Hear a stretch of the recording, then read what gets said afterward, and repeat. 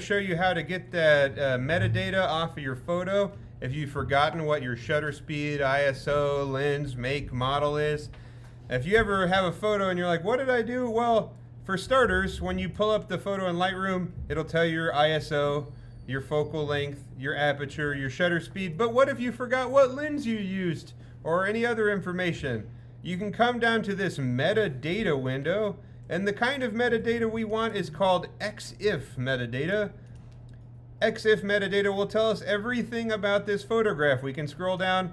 We can see that the camera was set to 1/100th of a second exposure at f/5.6 for the aperture. Our focal length was 55 millimeters. We can even see that we had an exposure bias set of -1. Our ISO was set to 640, that the flash wasn't turned on, yada, yada, yada. Our make was Canon, our model was a Rebel T6.